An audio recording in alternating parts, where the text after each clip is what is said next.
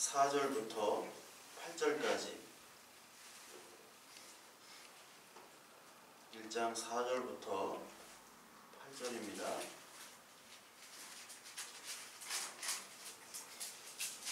같이 한번 읽겠습니다. 사도와 함께 모이사 그들에게 분부하여 이르시되 예루살렘을 떠나지 말고 내게서 들은 바 아버지께서 약속하신 것을 기다리라. 요한은 물로 세례를 베풀었으나 너희는 몇 날이 못되어 성령으로 세례를 받으리라 하셨느니라.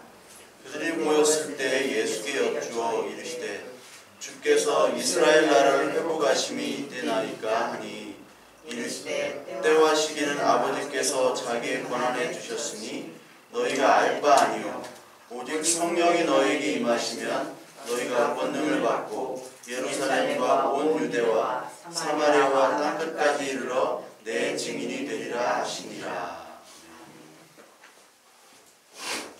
지난주에 이제 하나님의 말씀 사도행전 1장 처음 이제 시작을 했죠. 그러면서 하나님의 나라에 대해서 지난주에 말씀을 드렸습니다. 그래서 하나님의 나라는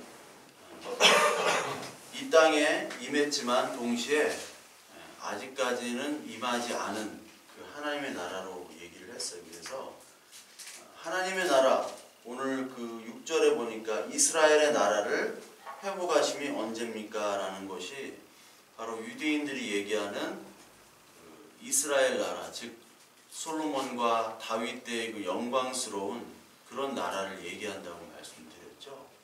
그러니까 그 유대인들은 그런 정치적인, 경제적인 메시아, 그러니까 경제가 부흥하고 정치가 로마로부터 독립하는 예전의 다윗과 솔로몬과 같은 나라를 예수께서 언제 다시 회복하십니까? 라고 얘기하니까 하나님께서만 알지 너희들은 알 바가 아니라고 예수님이 말을 하셨어요. 즉 예수 그리스도만이 하나님의 나라, 하나님 나라를 완성하는 것을 아시는데 그것은 바로 예수님이 다시 재림할 때 이렇게 오시는 것이거든요. 그래서 이것이 바로 뭐냐면 너희들은 지금 하나님의 나라에 대해서 잘 모르기 때문에 너희들이 말해도 너희들이 알 수도 없거니와 그것들은 하나님 아버지께서만이 아실 수 있고 하나님 아버지만이 온 그 이스라엘을 회복하실 수 있는 분이다라고 얘기를 하시는 거예요. 그래서 이거를 신학적으로 하나님의 나라의 미래성이라고 말씀을 드렸습니다. 그래서 요거가 똑같은 구절이 어디 있냐면 마태복음 24장에 나와 있습니다. 마태복음 24장 36절에 보시면요. 24장 36절 그러나 그날과 그때는 아무도 모르나니 하늘의 천사들도 아들도 모르고 오직 아버지만 아시느니라. 이렇게 말씀을 드렸죠. 그리고 누가복음 13장 29절부터 보면은 사람들이 동서남북으로 와서 하나님의 나라 잔치에 참여하리니 보라 나중된 자로서 먼저 될 자도 있고 먼저 된 자로서 나중될 자도 있느니라 하시더라.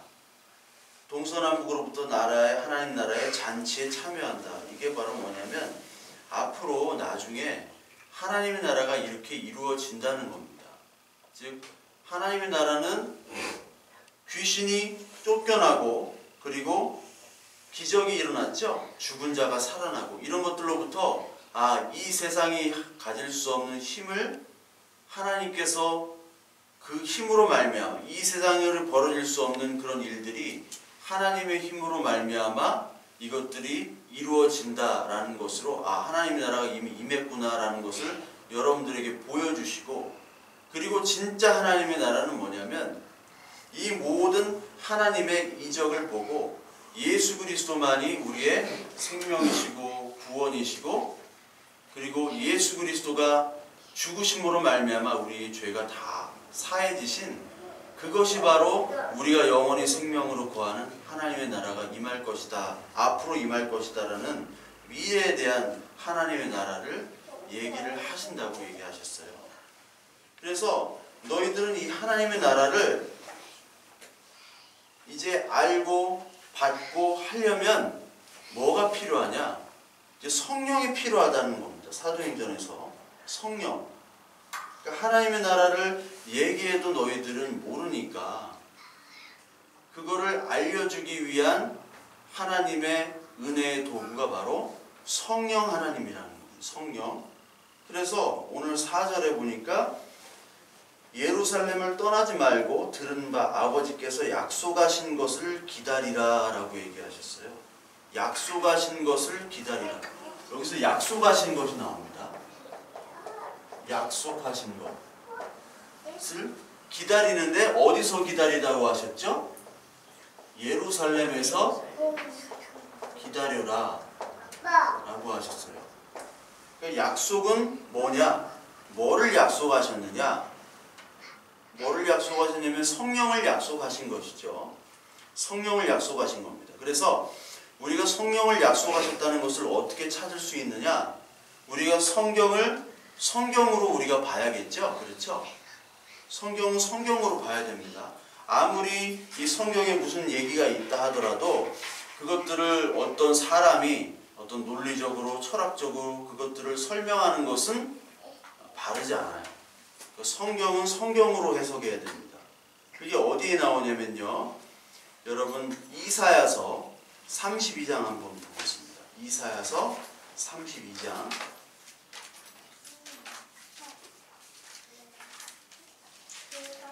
구약과 신약은 하나입니다. 하나의 성경. 그래서 구약을 보시든지 신약을 보시든지 하나로 보셔야 돼요. 따로따로 보시면 안 됩니다. 이사야서 32장 15절에 보면 마침내 위에서부터 영을 우리에게 부어주시리니 이렇게 나오죠. 광야가 아름다운 밭이 되며 아름다운 밭을 숲으로 여기게 되리라. 광야는 뭡니까? 광야가 바로 우리예요. 우리가 광야 같은 마음을 가지고 있는 우리를 아름다운 밭으로 만드시는 게 바로 위로부터 내려오는 영입니다. 그러니까 광야라는 말도 많이 나오고 밭이란 말도 많이 나오죠. 예수 그리스도께서 밭의 비유를 많이 하셨잖아요. 그리고 이사야서에서 그렇게 얘기하셨고 또 에스겔서 36장에 나옵니다. 에스겔서 36장 26절부터 보시면 또 새 영을 너희 속에 두고 새 마음을 너희에게 주되 너희 육신에서 굳은 마음을 제거하고 부드러운 마음을 줄 것이며 이 말씀이 있습니다. 새 영을 너에게 새 마음을 주겠다라는 겁니다. 굳은 마음. 나에게 굳은 마음은 바로 죄의 마음입니다. 그리고 하나님의 말씀을 알지 못하게 하는 그런 마음이에요. 왜 하나님의 말씀이 들어오지 않습니까? 우리에게 욕심이 있기 때문에 그래요. 우리에게 죄가 있기 때문에 그래요. 그러면 하나님의 말씀이 들어오질 않습니다. 하나님의 말씀을 암송하고 하나님의 말씀을 묵상한다 하더라도 우리의 욕심으로 그것들을 적용을 할 수가 있어요. 그래서 하나님께서는 새 마음을 주신다고 그랬고, 그리고 요엘서 2장이 있습니다. 요엘서 2장 23절부터 보시면 요엘서 2장 23절 28절 참 그 후에 내가 내 영을 만민에게 부어주리니 너희 자녀들이 장래일을 말할 것이며 너희 늙은이는 꿈을 꾸며 너희 젊은이는 이상을 보며 그때 내가 또 내 영을 남종과 여종에게 내게 부어줄 것이며 이런 말씀이 있어요. 그러니까 모든 하나님의 자녀에게 영을 부어주겠다라고 얘기하시는 겁니다. 그 영은 뭐냐면 바로 하나님의 성령인데 이 하나님의 성령은 바로 하나님의 말씀을 알게 하시는 영이에요. 알게 하시는 영. 그 성령은 이제 하나님의 성령은 나중에 좀 보겠습니다. 근데 이 영을 받기 위해서 어디에 머무르라고 그랬느냐? 어디입니까? 예루살렘. 여러분 예루살렘 들어보셨죠? 예루살렘이 지금 이스라엘 수도는 아닙니다. 수도는 텔아비브라는 곳이에요. 텔아비브인데 아비비라는 말을 들어보셨죠? 아비볼 해가지고 텔아비브. 그게 저기 종려나무의 도시라는 뜻이에요. 텔아비브. 해안에 있습니다. 예루살렘은 그 트럼프가 예루살렘이 수도다라고 얘기를 한번 한 적 있죠.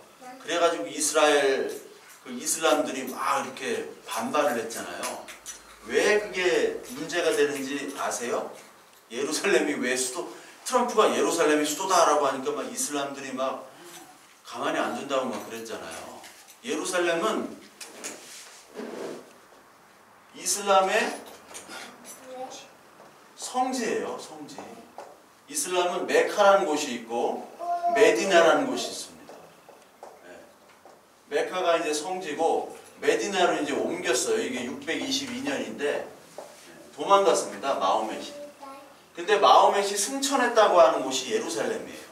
이슬람은 마호멧이 이제 승천한 곳입니다. 그래서 이슬람의 성지는 예루살렘이에요. 예루살렘은 어떤 특정한 나라의 도시가 그 국가의 수도가 될 수가 없습니다. 이슬람. 왜? 자기들이 가지고 있는 나라라고 생각하기 때문에. 그래서 십자군 전쟁 때 이슬람에서 예루살렘을 정복했잖아요. 그 후부터는 예루살렘이 계속해서 이슬람 문화권에 많이 있었어요. 그런데 이슬람 문화권에 있었지만 예루살렘은 원래 어디의 도시였어요? 다윗 왕국, 솔로몬, 이스라엘 사람들이었잖아요. 유대인들의 원래 수도였단 말이에요. 도시. 그러니까 이 예루살렘이 누가 수도로 삼았냐면은 누굴까요? 구약 성경에 나오는 다윗이 수도를 처음에 예루살렘으로 한 거예요. 다윗이 헤브론이라는 곳에서 7년 동안 이제 왕 아닌 왕으로 했고, 예루살렘에서 이제 자기의 성을 짓고, 성전도 이제 솔로몬으로 짓지만 성을 짓고 여기서 33년간 이제 수도로 통치한 후부터는 이스라엘의 수도가 된 거예요. 근데 여기는 동시에 이슬람의 성지이기 때문에 이슬람에서는 반발을 할 수밖에 없죠. 이 이스라엘 수도가 예루살렘이라고 한다는 것은 이슬람을 인정하지 않겠다라는 뜻이에요. 그리고 마호멧이 여기 예루살렘에 승천한 것도 인정하지 않고, 이슬람이 여기에 같이 살거든요. 이슬람 지역, 원래 팔레스타인 지역이잖아요. 팔레스타인 사람들이 같이 살기 때문에 그 사람들을 내쫓겠다는 의미예요, 사실은.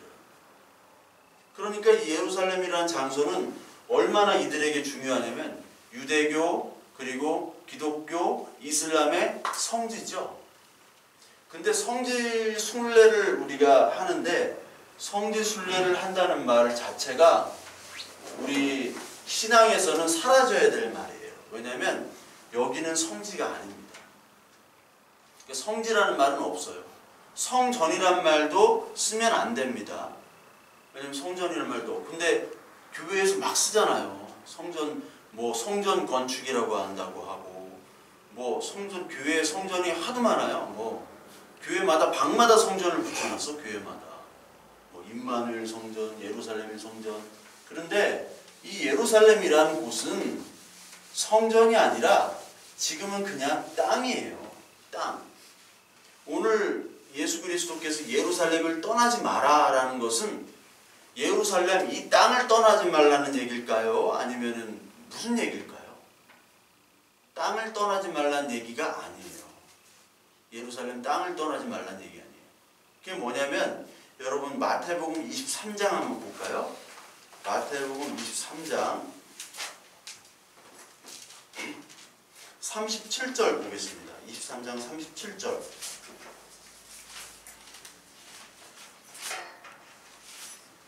보시면 예루살렘아 예루살렘아 선지자들을 죽이고 내게 파송된 자들을 돌로 치는 자여, 암탉이 그 새끼를 날개 아래에 모음같이 내가 내 자녀를 모으려 한 일이 몇 번이더냐. 그러나 너희가 원하지 아니하였도다. 보라, 너희 집이 황폐하여 버려진 바 되리라. 여기서 예수님이 예루살렘아 예루살렘아 두 번을 얘기하셨어요.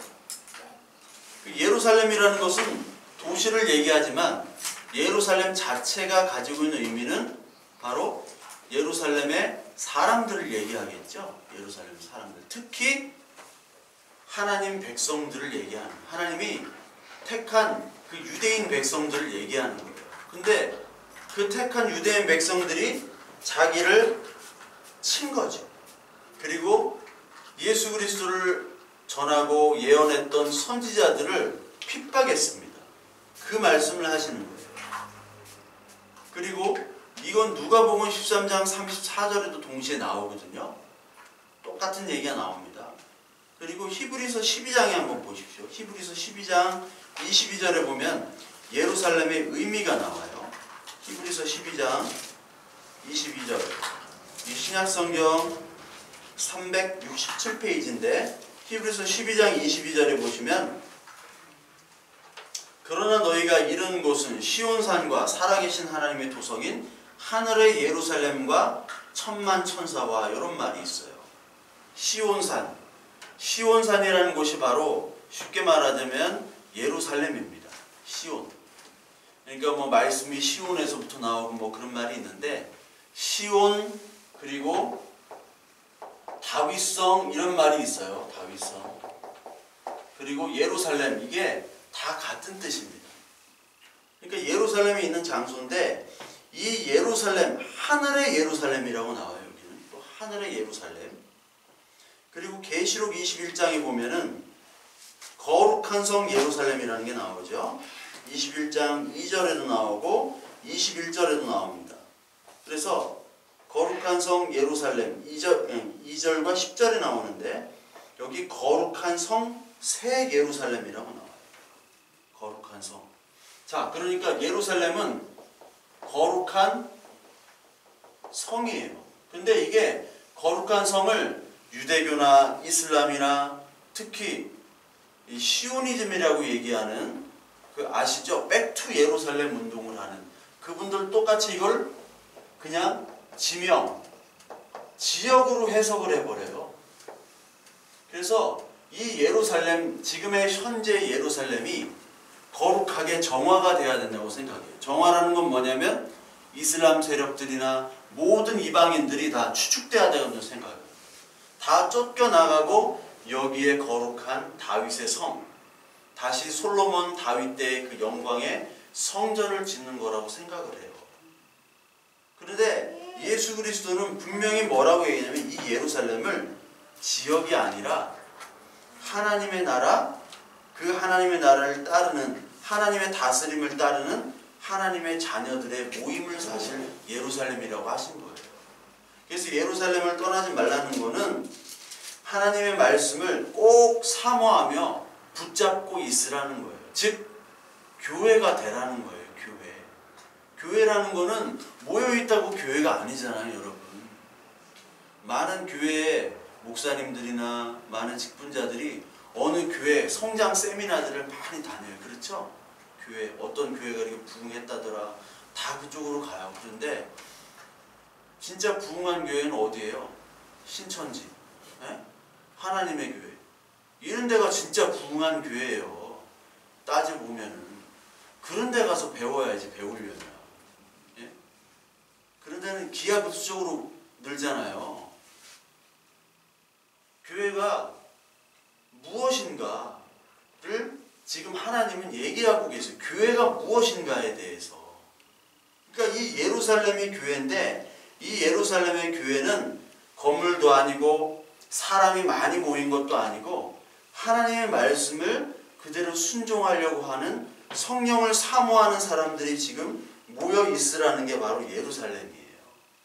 그래서 예루살렘을 떠나지 말라는 것은 하나님의 말씀, 내가 전했던 이야기 있지 않느냐. 그 이야기는 오늘 3절에 앞에 나오는 하나님의 나라입니다. 예수님께서 계속해서 얘기하셨잖아요. 제자들에게. 근데 제자들은 그 말이 무슨 얘기인지 몰라요.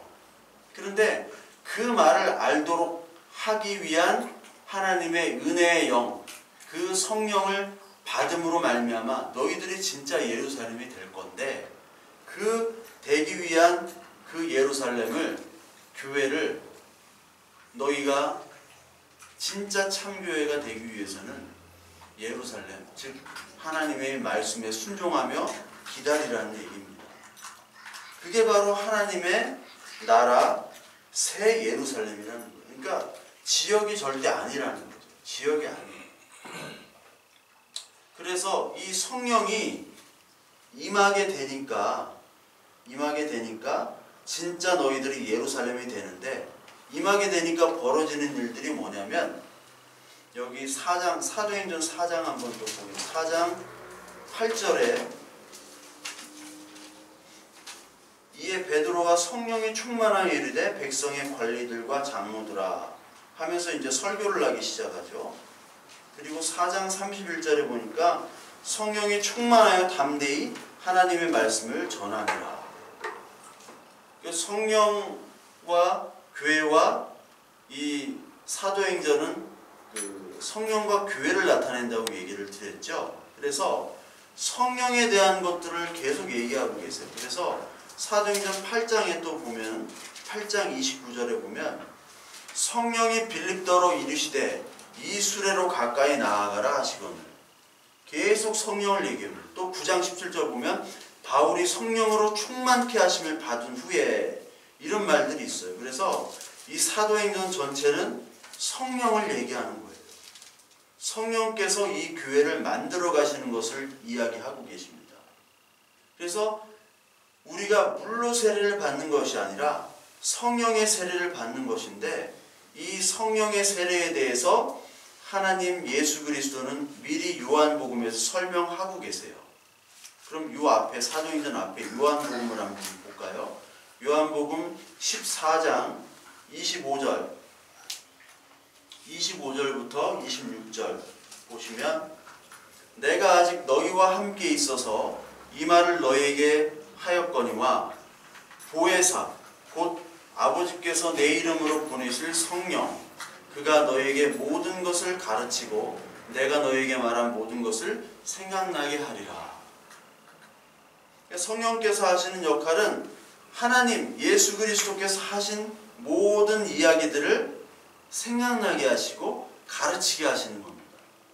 예수님이 한 얘기가 늘 비유로 많이 말씀하시고 또 어려운 얘기를 하셨기 때문에 이 제자들도 무슨 얘기를 하시는지 모르겠다고 이 성경에 기록되어 있어요. 그런데 성령께서 오시자 이 말씀을 알게 되는 거죠. 그래서 성령이 임한 이 베드로 요한이 어떤 말을 합니까? 막 설교를 하잖아요. 설교를 하는데 이 설교가 원래 베드로와 요한의 모습이 아니에요. 베드로와 요한은 어부인데, 물고기 잡는 사람인데, 아니 어떻게 이런 설교를 할 수 있지? 그래서 사도행전 4장 13절에 보시면 그들이 베드로와 요한이 담대하게 말함을 보고 그들을 본래 학문 없는 범인으로 알았다가 이상히 여기며 또 전에 예수와 함께 있던 줄도 알고, 이런 말을 해요. 사람들이 베드로가 이렇게 설교를 하고 요한이 막 복음을 전하는데 사람들이 이상하게 여기는 거죠. 제 사람들 어부였는데, 아니 학문이 없는 이 가방끈이 짧은 사람들인데 어떻게 이런 설교를 하지? 라고 놀라워하는 겁니다. 그러니까 성령이라는 것은요, 우리의 지식과 우리의 판단, 우리의 이성으로 판단할 수 없는 문제예요. 성령이 임한 이 베드로와 요한이 하나님의 말씀을 전하는 사람으로 바뀌어요. 바로 성령이 임한 사람이. 그렇다면 우리에게는 성령이 어떻게 임하는 것이냐? 우리에게도 성령이 임했잖아요.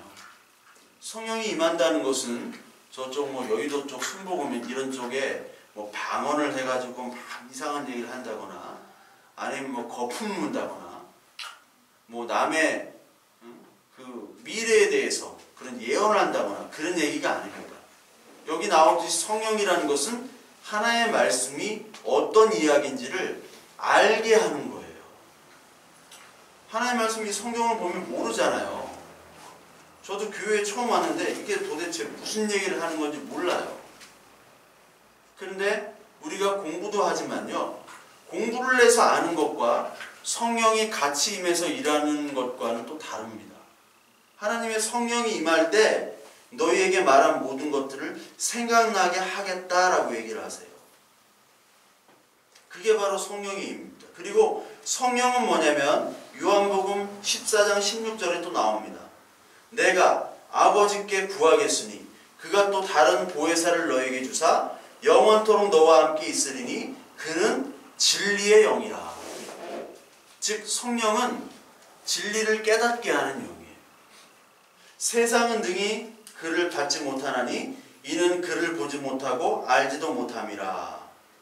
그러나 너희는 그를 아나니 그는 너희와 함께 계시며 너희 속에 계시겠음이라. 진리의 영. 우리가 진리를 찾는데 진리는 여기 하나님의 말씀밖에 없는 겁니다.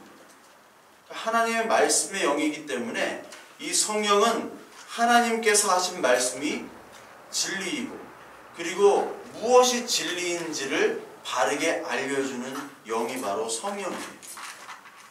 성령이 있고 가짜 거짓 영이 있는 겁니다. 거짓 영. 거짓 영들은 하나님의 말씀이 아닌데 하나님의 말씀처럼 여기게 하는 영이 거짓 영이에요. 그게 구별이 돼야 돼요. 그게 구분이 돼야 됩니다.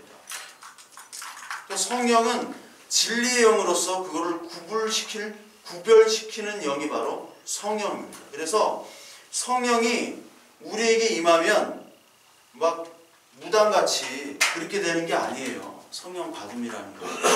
성령 받음이라는 것은 내가 하나님의 말씀을 봐도 모르고 내가 죄인인 것도 깨닫지 못하고 하나님의 은혜가 뭔지도 몰랐는데 성령으로 말미암아 내가 죄인인 것도 깨닫고 그로 말미암아 하나님의 은혜도 깨닫고 이 말씀이 어떤 말씀이구나, 내가 어떤 존재구나라는 것을 진리로 깨닫게 하시는 영이 바로 성령의 영입니다. 그래서 하나님의 영이 성령의 영으로 통해서 우리는 예수 그리스도와 그리고 하나님과 나와의 관계를 알게 되는 거예요. 그래서 요한복음 16장에 보면 성령의 일에 대해서 나와요. 요한복음 16장 성령의 일, 성령의 일에 대해서 쭉 나오는데 특히 16장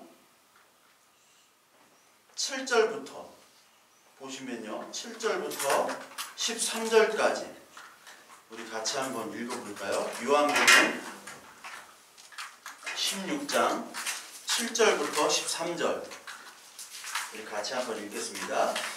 그러나 내가 너희에게 실상을 말하노니 내가 떠나가는 것이 너희에게 유익이라. 내가 떠나가지 아니하면 보혜사가 너희에게로 오시지 아니할 것이요 가면 내가 그를 너희에게로 보내리니 그가 와서 죄에 대하여 의에 대하여 심판에 대하여 세상을 책망하시리라. 죄에 대하여라 함은 그들이 나를 믿지 아니하며 의에 대하여라 함은 내가 아버지께로 가니 너희가 다시 나를 보지 못하며 심판에 대하여 함은 이 세상 임금이 심판을 받았음이라.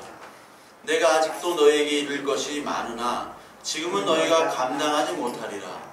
그러나 진리의 성령이 오시면 그가 너희를 모든 진리 가운데로 인도하시리니 그가 스스로 말하지 않고 오직 들은 것을 말하며 장래일을 너희에게 알리시리라.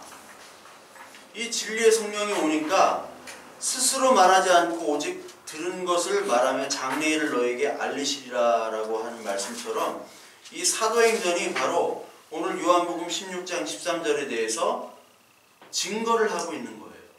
요한과 베드로 사도들이 뭘 몰랐던 사람들인데 이 성령의 세례를 받은 후에는 이제 말하기 시작하잖아요.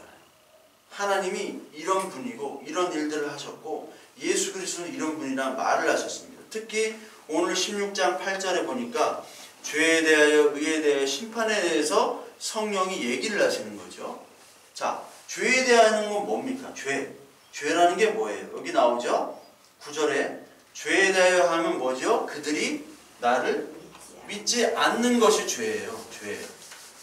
그러니까 우리가 죄가 누구를 죽였다, 간음했다, 도둑질했다, 이게 죄라고 생각하는 건데 죄는 누구를 믿지 않은 겁니까? 하나님 예수 그리스도를 믿지 않는 거예요. 죄. 그만큼 많이 보여줬음에도 불구하고 유대인들은 믿지 않았습니다. 뭐만 달라고 그랬어요?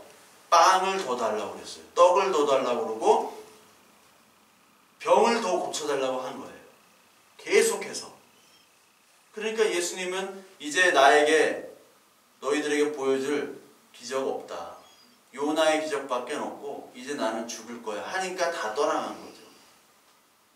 그러니까 여러분, 교회에서 우리가 입고 먹고 쓸 수 있는 이것 자체로만 해도 우리가 사실 감사해야 되잖아요. 우리가 이렇게 건강한 것만 해도 감사해야 되잖아요. 저도 어제까지 막 잠도 못 자고 그랬는데 지금 이렇게 나온 것 자체가 감사하잖아요. 지금도 사경을 헤매는 사람이 너무너무 많아요. 걸어다니지도 못하고 대소변도 못 보고 감사해야 되는데 그게 교회 성도들이잖아요. 근데 감사하지 못해요. 성도들이 너무너무 욕심이 많아요. 그거 못 느끼세요? 너무너무 욕심이 많아요. 교회에서 기도하는 게 다 먹고 마시는 거, 더 크게, 더 넓게, 더 맛있게, 좀 더 먹자, 좀 더 크게 해보자, 그거예요. 그게 죄라는 거예요. 그게 하나님이 주신 이 말씀의 은혜, 그 복이 참 복이 뭔지를 모르고 다른 복을 찾는 거예요. 그래서 예수 그리스도의 십자가의 죽으심이 부인되는 게 죄예요. 그게 죄라고 성령께서 알려주시는 겁니다. 성령은 너희가 얼마나 큰 죄인지를 알게 해주시는 거예요. 그리고 의에 대하여라면 내가 아버지께로 간다. 그래서 예수님이 승천을 하시죠. 하늘로 승천한 대표적인 인물이 누굽니까? 엘리야, 에녹 이런 사람입니다. 어떻게 올라갔어요. 뭔지는 모르지만 올라갔습니다. 그런데 내가 아버지께로 간다라는 얘기는 엘리야, 에녹처럼 승천을 한 거죠. 승천한다는 것은 무슨 의미냐면 내가 하나님의 자녀, 하나님과의 관계가 하나님의 자녀로 된 진짜 메시아라는 것을 증거하는 거예요. 보여지는 거예요. 그리고 너희는 나를 다시 보지 못한다. 대신 성령께서 다시 오실 거라고 얘기하죠. 나 대신. 그게 뭐냐면 나는 예수 그리스도는 하나님과 하나님입니다. 데우스라고 그래요. 하나님과 자녀의 관계로 승천을 한 거예요. 승천했는데 내가 승천한 다음에 누굴 보낸다고 그래서 성령을 보내서 너희들은 지금 나를 보질 못해. 그러나 성령을 통해서 너희들은 다시 하나님의 자녀, 나의 자녀임을 성령을 통해서 보여줄 거야. 보증될 거야 라는 것이 바로 의예요. 의라는 말은 디카이오스네. 이 의라는 말은 뭐냐면 우리가 흔히 얘기하는 의리 있다 그런 얘기가 아니라 너와 나는 하나님 나라의 친구이자 신랑이자 신부이자 동시에 자녀이자 그런 관계성을 얘기하는 거예요. 의라는 겁니다. 그러니까 오늘 주한이지만 주한이와 주한이 아빠는 의로운 관계예요. 누가 떼어놓을 수가 없어요. 그렇죠? 핏줄이기 때문에. 그 사랑의 관계예요. 근데 세상 사람들은 술 마시고 막 이렇게 의리 있게 보증도 서주고 그러잖아요. 예? 그러다 망하고. 그러니까 의리를 찾는데 그 의리는 언제든지 이해 타산에 떨어질 수가 있습니다. 그런데 세상 관계가 아닌 이 자녀의 관계는 이걸 의라고 얘기하는 거예요. 그러니까 의라는 거에 대해서 나를 보지 못하지만 내가 너에게 다른 거 성령을 주겠다. 그게 어디 나오냐면 여러분 고린도 후서 한번 볼까요? 고린도 후서. 제가 꾸며내는 얘기가 아니에요. 꾸며내는 얘기가 아니라 고린도 후서 1장에 이 얘기가 있습니다. 고린도 후서 1장 21절 한번 보겠습니다.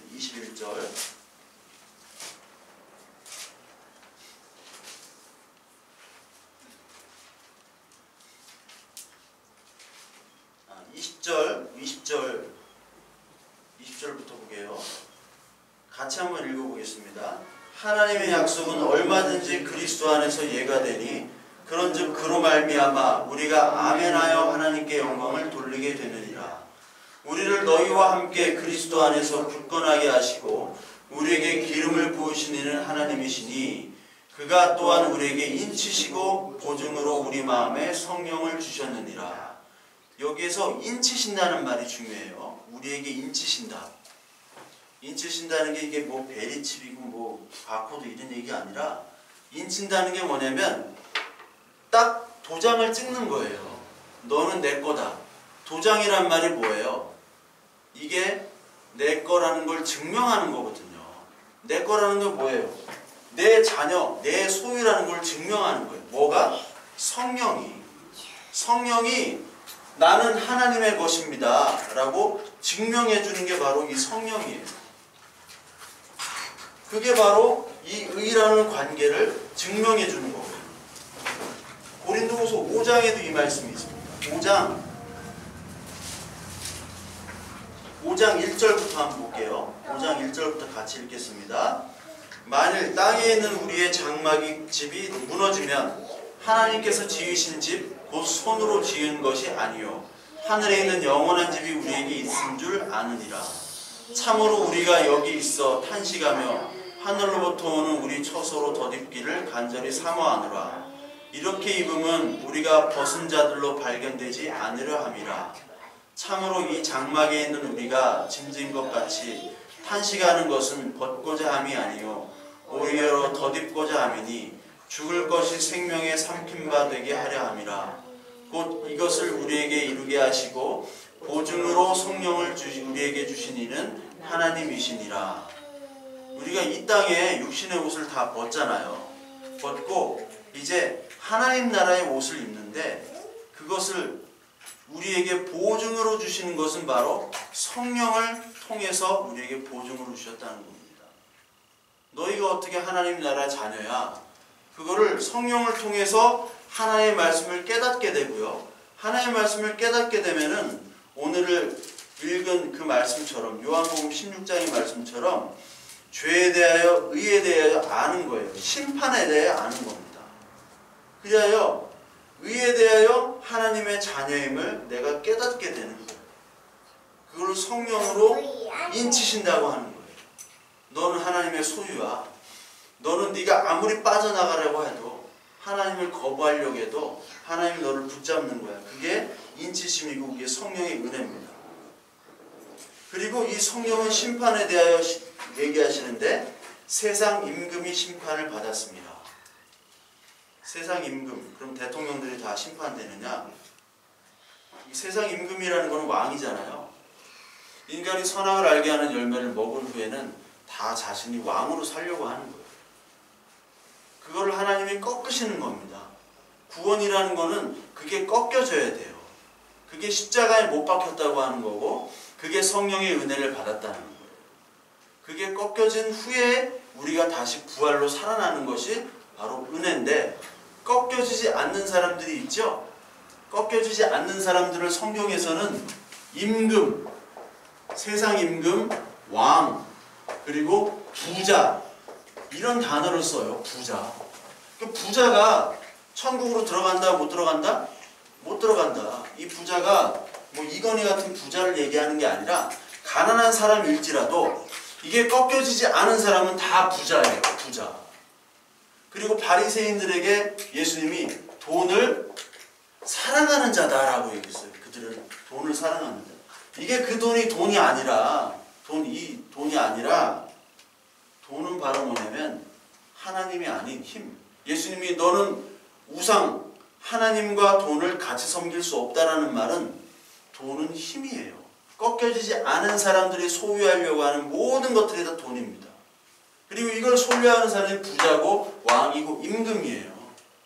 그런 사람들은 심판의 대상이 된다는 겁니다. 그걸 누가 알려주느냐? 성령 아니고서는 못 알려주는 거예요. 성령 아니고서는. 그래서 성령을 통해서 이 교회가 만들어지는 거예요. 왜? 이것들을 다 깨달은 사람들이 모인 곳이 바로 교회이기 때문에. 그래서 교회는요, 많은 교회가 있는 것 같지만 수적으로 판단해서는 안 돼요. 수적으로 판단하면 하나님의 교회가 최고 불만하는 거죠. 제록스, 이제록스, 이제록. 거기는 뭐 맨날 드라이 아이스를 밑에 깔아요. 맨날. 그리고 여자들이 나와서 다 김세레나야. 막 한 몇 박씩 돌아 한복 입고. 드라이아스 깔고 몇 박씩 도는 그게 정상적인 교회가 아니잖아요. 선녀들이 막 부채를 붙여요. 막 이재록 그 뒤에서. 이재록의 설교를 들어보면 도대체 무슨 얘기를 하는지를 몰라. 아무 말 대잔치인데 다 아멘이에요. 세상이 볼 때는 그것도 교회예요. 아, 우리 교회는 뭐 이재록 같은 뭐 그런 이단이 아니야 하는데, 이게 꺾여지지 않으면 그들도 이단인 거예요. 그들도. 예수님께서 이 땅에 다시 오실 때 내가 너희들에게 믿음을 보겠느냐, 이 말이 참 저와 여러분도 믿음이 없잖아요. 그렇죠? 믿음이 없어요. 저를 봐도 믿음이 없고. 그러니까 믿음이 없기 때문에 하나님이 우리를 긍휼히 여기시는 거예요. 긍휼히. 왜냐면 이 자녀 중에 잘난 자녀는 내가 안 보살펴도 너무 잘나서 지가 알아서 다 해. 근데 못난 자녀는 더 마음이 아프잖아요. 같은 자녀. 그러니까 우리는 사실 어떻게 보면 되게 못난 자녀예요. 부자에 들 수가 없잖아요. 우리 중에 부자가 없잖아요. 예, 부자가 없어. 우리 막 국회의원을 딱 오고, 좀 뭐 기업체 사장이라 딱 오고 하면 좋은데 부자가 없어요. 수요일날 우리 외부에서 오시는 분 있는데 그분들 교회에는 딱 그 건설사 사장이 2분이 계시다고 그래서 그 2분이 그냥 교회를 그냥 다 운영을 하신다는 거예요. 목회자 입장에서 얼마나 좋아요. 그분 둘이 건설사 하면서 되게 잘 나가는 건설사래요. 잘 나간대요, 막 불황해도. 그런데 그렇게 되면요, 교회가 좋을 것 같죠? 안 좋아요. 진짜 안 좋아요. 저도 그런 교회가 됐으면 좋겠다고 옛날에 생각했는데, 그냥 그 교회가 되면 이게 들어오면요, 성령이 들어오기가 힘들게 되더라고요, 교회는. 그래서 우리 교회도 문제가 많지만 부자라고 여기는 건물도 좋고 그런 교회는 어때요? 늘 돈 때문에 싸워요. 돈 때문에 싸워.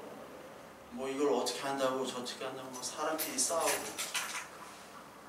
우리도 문제지만 돈이 들어올수록 더 큰 문제가 생깁니다. 하나님께서는 오늘 이 진리의 영을 통해서 이것들을 다 걷어가게 하세요. 특히 어떤 걸 걷어가게 하시냐? 나의 껍데기를 다 걷어가게 하시는 거예요. 이게 나의 껍데기는 뭐냐면 종교성이에요. 이게 사실은 종교성. 여러분, 우리가 신앙생활을 한다고 하지만 껍데기가 계속해서 있으면 이거는 그냥 종교입니다. 종교.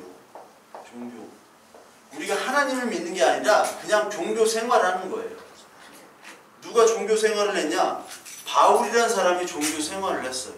그러다가 진리의 영을 딱 만나고 예수 그리스도가 들어오니까 이 종교 껍데기가 다 사라지게 된 겁니다. 빌립보서 3장 한번 보실까요? 빌립보서 3장 4절부터 9절까지 나는 이제 껍데기가 다 사라졌습니다. 옛날에 내가 자랑거리도 있었고 이러이러한 사람이었는데 이제는 나는 껍데기가 사라진 이런 사람입니다라고 간증을 하는 게 바로 빌립보서 3장에 나와요. 3장 4절부터 9절까지입니다. 성령의 영은 껍데기를 없애는 거예요. 껍데기. 종교생활의 껍데기. 이거 없어져야 돼요. 우리가. 이거를 두껍게 하면 어떻게 보면은 야, 좋은 종교생활 하는 사람이구나 라고 칭찬받을 수 있지만 예수 그리스도는 칭찬받을 수 없습니다. 3장 4절부터 9절까지 같이 한번 읽겠습니다. 그러나 나도 육체를 신뢰할 만하며 만일 누구든지 다른 이가 육체를 신뢰할 것이 있는 줄로 생각하면 나는 더욱 그러하리니 나는 8일 만에 할례를 받고 이스라엘 족속이요 베냐민 지파요 히브리인 중에 히브리인이요 율법으로는 바리새인이요 열심으로는 교회를 박해하고 율법의 의로는 흠이 없는 자라. 그러나 무엇이든지 내게 유익하던 것을 내가 그리스도를 위하여 다 해로 여길 뿐더러 또한 모든 것을 해로 여김은 내 주 그리스도 예수를 아는 지식이 가장 고상하기 때문이라. 내가 그를 위하여 모든 것을 잃어버리고 배설물로 여김은 그리스도를 얻고 그 안에서 발견되려 함이니 내가 가진 의는 율법에서 나는 것이 아니요 오직 그리스도를 믿음으로 말미암는 것이니 곧 믿음으로 하나님께로부터 난 의라. 참 의를 발견했는데 그동안 내가 가진 학문, 내가 가진 그런 율법적인 지식, 그리고 내가 소유하고 있는 가문의 자랑들을 뭐에 못 박았습니까? 예수 그리스도 못 박고 그것들을 다 배설물로 버렸다는 거예요.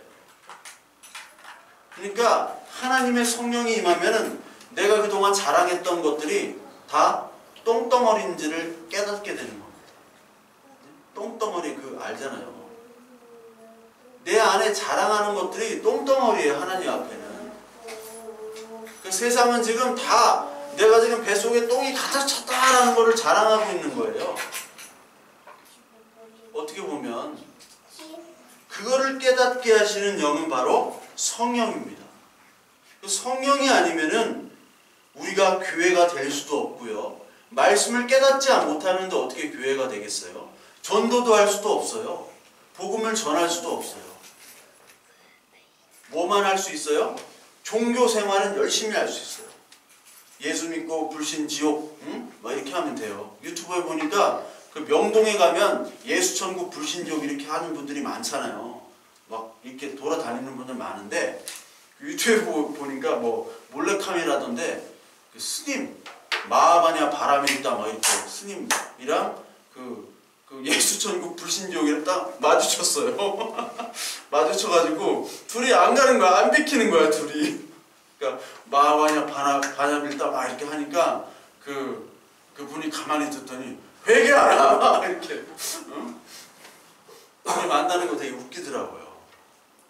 그러니까 어떻게 보면은 우리가 종교생활은 열심히 할 수가 있어요. 근데 종교생활을 하면서 뭐를 쌓는 거예요? 껍데기를 더 쌓는 거죠. 껍데기. 고린도전서 5장 그 4장에 고린도후서 4장에 보면은 우리는 질그릇 안에 보배가 있다고 그러잖아요. 보배는 질그릇 안에 있습니다. 그런데 보배를 꺼내려면 질그릇을 이제 깨트려야 돼요. 근데 우리는 보배는 그냥 있는지 없는지 모르는데 질그릇을 은그릇으로, 금그릇으로 이렇게 계속 다이아몬드 그릇으로 만들려고 하는 게 바로 종교생활이에요. 종교생활. 이 한국 교인들만이 이 특징이 뭐냐면 이 믿음을 어디서 자랑하려고 하면 교회에서 자랑하려고 해요. 교회에서. 종교생활. 근데 종교생활이라는 것은 우리가 교회 나간 후에 집에서, 직장에서, 가정에서 이게 종교생활이 돼야 되잖아요. 근데 집과 뭐 직장에서는 완전 딴판이 돼버리는 거예요. 교회에서만 잘하면은 이게 최고인 게 돼버린 거예요. 교회에서 하는 게 아니거든요. 생활은. 그게 왜 안 되냐면은 계속 껍데기만 쌓았기 때문에 그래요. 껍데기. 이 배설물로 여기고 하나님께로부터 이 난 의를 우리가 행하게 되는 것은 바로 성령의 은혜 그 세례를 받아야 돼요. 그래서 우리가 성령의 세례를 받으려면 구해야 된다는 거예요. 계속 구해라. 계속 구해라. 하나님께 계속 구하라고 하잖아요. 누가복음에 나오잖아요. 계속 구하라 구하라. 그러면 너에게 주실 것이다. 악한 자에게도 주시거늘 너에게 성령을 주시지 않겠느냐라고 얘기하죠. 성령을. 우리가 성경을 봐도 모르겠고 뭔 얘기인지도 모르겠고 하면 우리가 하나님께 공부도 하면서 구해야 되는 겁니다. 하나님, 내가 이 말씀을 알지 못하는데 알게 해주세요. 그리고 내가 껍데기로 지금 살아가고 있습니다. 성령의 은혜 없이는 안 됩니다. 그렇게 구할 때 하나님께서 이 말씀을 알도록 성령을 부어주시는 겁니다. 그래서 교회는 성령이 붙잡지 않으면 교회는 이루어질 수가 없어요. 우리 수요일날 요한계시록을 얘기하는데 요한계시록 지난주에 11장을 했는데 11장이 바로 그 얘기예요. 감람나무와 두 촛대 하면서 11장에 성령의 기름, 감람나무 기름으로부터 두 촛대 교회가 이렇게 흘러내리는 그 비유를 11장에 하시는 것처럼 하나님께서 이 성령을 통해서 우리 교회를 유지시키고 계시는 거예요. 유지시키고 계십니다. 그래서 이 성령의 은혜를 알게 되면 증인이 된다고 얘기했어요. 계시록에 두 증인. 오늘 이 사도행전이 다 무슨 얘기냐?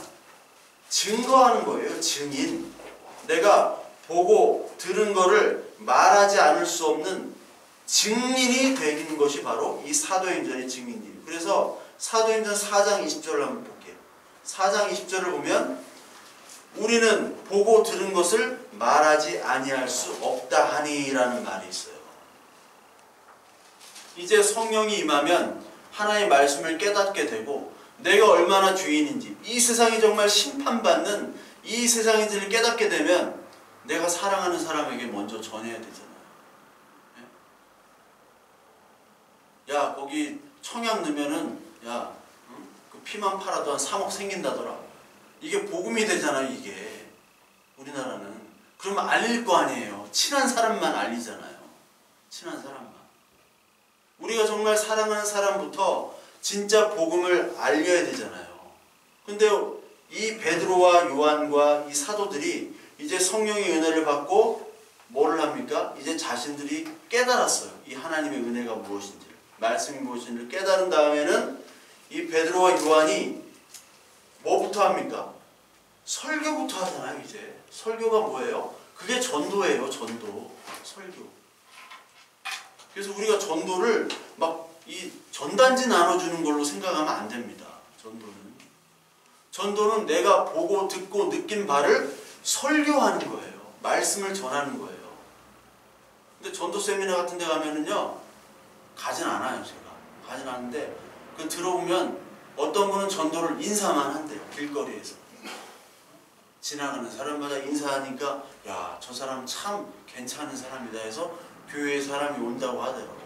그게 진짜인지 거짓말인지 모르겠고, 또 강남 같은 데 가면 이 그냥 전단지 나오면 다 버리잖아요. 그래서 자일리톨 껌, 그리고 물티슈, 그리고 뭐 초코하임 이런 거 10년 전에 했던 거예요. 전도물품. 그런 것들을 줘요. 그러면 일단은 먹을 거 아니에요. 예? 일단은 먹고 뭘 할 거 아니에요. 요즘엔 전도지에 뭐 손지압, 뭐 발지압 그런 거 써놓고 그래요. 뭐 아내가 남편에게 해야 될 말 하지 말아야 될 이런 거 써놓고. 근데 그게 어떻게 보면은 뭐 홍보는 되지만 복음을 증거하는 게 아니라 이게 교회 홍보와 더불어 복음을 왜곡할 수 있다라는 느낌이 많이 들잖아요. 이게 정말 하나님의 말씀을 전해야 되는 건데 말씀은 쏙 빠지고 그냥 떡만 주고, 그리고 뭐 우리에게 도움되는 어떤 글 구절 이런 거나 주고, 그런 거는 전도가 아닌데. 그래서 이 베드로와 요한이 그리고 이 제자들은 성령의 은혜를 받은 후에는 성경 말씀만 전하게 되는 사람으로 바뀌어요. 성경 말씀만. 전도라는 것은 우리가 먼저 이 말씀을 알아야 되고, 그리고 알게 되면 이 말씀을 전할 수밖에 없는 사람으로 바뀌는 게 성령의 은혜입니다. 그래서 우리 교회는 무엇을 전해야 되는가? 나는 성령을 통해서 이 말씀을 깨닫고 무엇을 전해야 되는가를 바로 알아가는 게 교회예요. 근데 어떤 분들 얘기를 많이 들어요. 얘기를 들으면 오늘 목사님이 반공 교육을 하셨다. 지금 용공 세력들이 한국을 전복하려고 한다. 우리가 다 나가야 된다. 교인들이 다 나가야 된다. 이렇게 얘기하고, 또 어떤 교회에서는 우리가 이 사회를 개혁해야 된다. 촛불혁명으로 다시 들고 일어나야 된다. 예수님도 그러셨다. 이게 사람들이 헷갈리는 거예요. 또 어떤 목사님은 뭐 팔복을 얘기하면서, 본문은 제목이 팔복이야. 팔복인데 남편이 아내에게 해야 될 말, 하지 말아야 될 말, 이거 가지고 40분간 설교하셨다고. 도대체 팔복이랑 무슨 관계가 있냐고. 예? 그러니까 이게 도대체 이게 하나님 말씀이 뭔지를 모르고 그냥 이벤트하고 진리가 왜곡되고 무슨 얘기를 하는지 모르는 그런 말씀의 전함이 되어버렸어요. 물론 다는 아니지만요. 그래서 여러분, 우리는 성경의 말씀이 무엇인지, 예수님은 무엇을 얘기하셨는지에 대해서 우리는 포커스를 맞추고 하나님 성령을 우리에게 부어주셔서 이 말씀을 깨닫게 해주세요 라는 기도가 우선적으로 해야 될 기도예요. 그래서 지금의 어떤 복음들은 사실 조미료가 많이 번복된 복음들이 많습니다. 우리나라가 빵이 세계에서 가장 맛있는 거 아세요? 우리나라는 모든 음식이 세계 최고입니다. 네, 세계 최고예요. 뭐 스위스 가면 여러분 퐁듀라고 있어요. 그거 인간이 사 먹을 거 못 됩니다. 돈 주고 사 먹을 게 못 돼요. 뭐 꽃보다 할배인가 거기 나와요. 뭐 퐁듀 전문점을 갔는데 백일성이 화를 내더라고. 이게 뭐냐고 도대체 음식이. 그게 맞아요. 외국은 음식 문화가 아주 미개해요. 서양 특히. 영국, 독일 이런 데, 북유럽 이런 데는 먹을 게 아무것도 없습니다. 그런 사람들이 우리나라 오면 미쳐요. 맛있는 게 너무 많아서. 그런데요, 우리나라처럼 이렇게 빵이 다양한 나라가 없거든요. 맛있고. 근데 한 가지 특징이 있어요. 외국은 빵도 별로 종류도 없고 아무것도 없어요. 솔직히 맛도 없고. 그런데 빵 그 자체에 맛이 있어요. 외국은 빵 그 자체. 아, 이게 빵이구나. 근데 한국은요, 이게 빵인지 뭔지 막 퓨전으로 막 별게 다 있어. 그리고 막 달고 막 뭔가 이상해. 근데 맛있어. 하나 먹으면 두 개는 못 먹어요, 우리나라. 피자도요, 우리나라 게 아니잖아요. 이태리 나폴로 피자래. 나폴리 피자. 여러분, 나폴리 피자가 유명하다지만 여러분 그 맛 더럽게 없습니다. 네. 돈 주고 못 사 먹어요. 우리나라 여기 뭐 피자 먹으면은 진짜 환상이에요. 근데 이상하게 우리나라 피자는 하나 먹으면은 좀 질려. 막 조미료 맛이 나는 것 같아. 근데 외국 피자는 한쪽 먹으면 이게 뭔 맛이야. 근데 다른 두 번 먹잖아. 그럼 좀 맛이 다른데 세 번 먹으면 아, 이게 피자구나. 그 빵이나 피자의 고유의 맛이 있어요. 예, 고유의 맛이 있다고요. 밀가루, 빵, 밀가루, 소금, 그 이스트가 들어간. 아, 이게 빵이구나. 이게 피자구나. 근데 우리는 없어. 고기도 마찬가지예요. 막 양념을 때려 부어가지고 막 고기 맛은 모르고 양념 맛으로 먹는 거예요. 우리는 막. 마찬가지예요. 우리도 복음의 맛이 뭔지가 모르게 희석이 되어버렸어요. 너무 빠르게 희석이 됐어요. 너무 빠르게. 그래서 우리가 개념을 바로 알아야 돼요. 뭐 토요일날인가 금요일날인가 방송 보니까 아파트, 우리나라는 아파트가 투기 대상이잖아요. 주거 대상이 아니잖아요. 그러니까 우리나라처럼 아파트가 많은 나라는 없습니다. 아파트밖에 없어요. 도시 가면. 아파트 단지별로 계층이 나눠지고, 야, 어떤 아파트 살아? 아, 그거 좀 잘 사네. 다 이렇잖아요. 근데 외국은 아파트라는 게 없어요. 개념이 사실. 아파트는 다 단독주택이지. 아파트는 진짜 잘 사는 사람 아니면 진짜 못 사는 사람이 사는 데가 아파트입니다. 근데 외국은 거주 개념이요. 투기가 아니에요. 근데 우리는 아파트는 이거 사가지고 돈 벌고 팔고 돈 벌고 다 그 개념이잖아요. 바뀌었어요. 원래 개념이 바뀌었어요. 우리의 복음의 말씀이 지금 바뀌어 있는 것을 몰라요. 그 바뀌어 있는 걸 얘기하면 내가 이단이 돼. 내가 이단이 되는 거예요. 바뀌어 있는 거를. 그거를 다시 원래대로 만드는 것이 바로 성령입니다. 성령의 일이. 그래서 성령은 우리 하나님의 말씀으로 말미암아 그 개념을 완전히 upside down, 완전히 뒤바꾸는 거예요. 가치관을. 이거를 성경에서는 회개라고 하는 거예요. 진리의 영이 오면 내가 회개가 되는데, 그게 어떤 회개냐? 내가 그 전까지는 부자로 살려고 했잖아요. 다. 저도 마찬가지예요. 좀 좋은 교회 가가지고 좀 사람도 많아지고 좀 대접도 받고 친척들 다 불러다가 나 이런 교회 한다고 딱 당회장실로 딱 초대하고 차도 대접하고 저기 전도사님 좀 차 좀 가져와. 딱 이렇게 하면 얼마나 뽀대가 나겠어요. 다 그랬거든. 내가 저 목회한다고 할 때 다 아는 사람들이 너 취직도 안 되고 비리비리하니까 목사나 하려고 한다고. 예. 그래서 그런 사람한테 좀 본때 좀 출세 좀 한번 내가 보여주려고. 다 이겼다고. 다 저와 여러분들이 다 이 마음이었다고요. 다.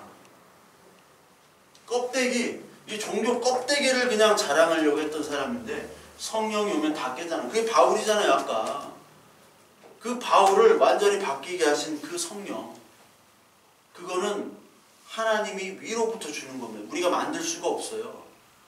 그럼 우리가 하나님 성령을 주세요. 하나님 악인도 주신다고 하셨으니 하나님 나에게 성령을 주세요. 말씀 보고 싶어요. 하나님 은혜를 좀 알고 싶어요. 뭐가 뭔지 모르겠어요. 하나님 은혜 주세요.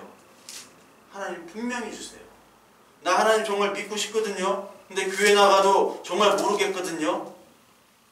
기도하면 분명히 하나님이 주세요. 그런 자들에게. 그 하나님의 성령이 임한 사람이 바로 진리의 영으로 이게 깨어지고 회개가 되고 이제 감사가 생기는 거예요. 참 감사. 옛날에 비교하고 열등감에 빠지고 그리고 우월감에 빠졌던 우리들이 이제 하나님 한 분만으로 만족할 수 있는 참 감사가 생기게 되는 그 은혜를 바로 성령이 주시는 겁니다.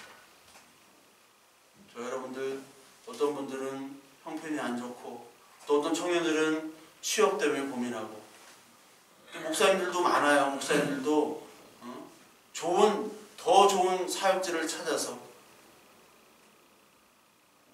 그렇지만 그 모든 것들은 우리가 껍데기일 수도 있어요. 하나님의 성령으로 말미암아 진짜 우리가 감사하게 되고 그 은혜로만 바라보고 살아가는 저와 여러분들 되셨으면 합니다. 그리고 기도하실 때 분명히 성령을 달라고 기도하시면 이 말씀이 분명히 알게 돼요. 그리고 우리가 잘못 가졌던 하나님의 왜곡된 복음들, 그 왜곡된 복음들이 지금 너무나 많이 퍼져 있잖아요. 그 복음들을 분별하실 수도 있고 참 복음을 깨닫게 되어 그것만으로 기뻐할 수 있는 하나님의 참 자녀로 인치심을 받는 그런 은혜가 분명히 있을 줄 믿습니다. 저와 여러분들이 그러한 기도, 성령을 달라고 기도하는 저와 여러분들 되시길 바랍니다.